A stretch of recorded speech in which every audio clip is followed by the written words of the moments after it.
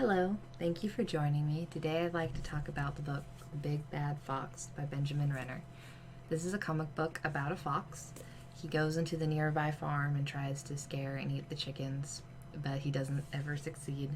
No one's afraid of him. He's kind of a joke.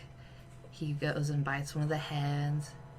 She chases him out of the farm and then whacks him over the head with a giant plank of wood.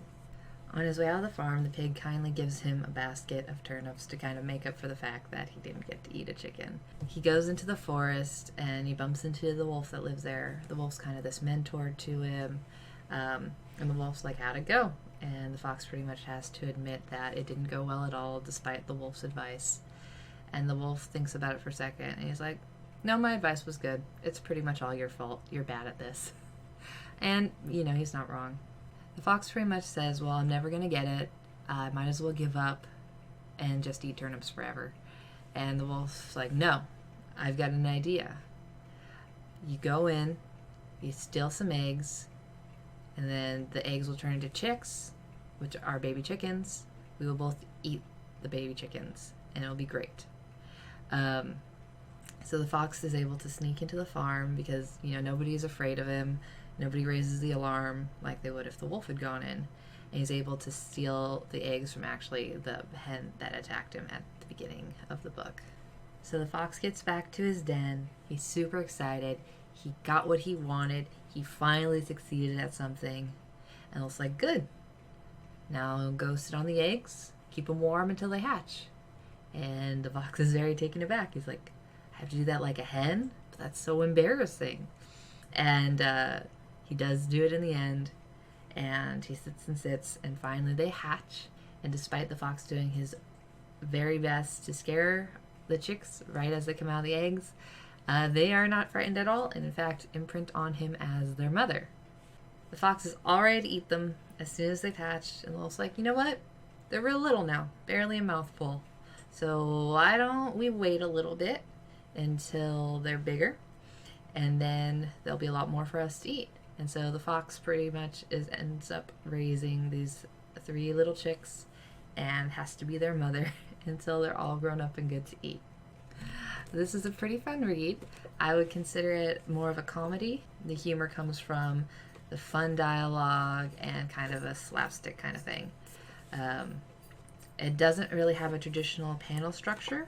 If you can see that, it's more kind of a free-floating individual, but it wasn't hard to read in that format at all. The Big Bad Fox is a little bit different than I expected. From the summary, I expected to be a lot more miscommunication, a lot more physical humor, and there was some of that, but it wasn't all of it. So I really enjoyed reading it. Even as an adult, I got a lot out of it, and I thought it was fun and funny, and I think a lot of different kinds of people could enjoy it. It's a little bit bigger than most children's comic books. I don't think that's a problem at all. You can kind of see that there's not a ton of text and it's almost all dialogue and maybe some sound effects in there.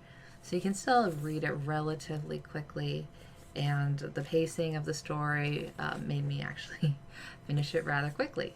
It can come off as a little mean. The fox is the butt of a lot of the jokes, both of the physical and verbal kind.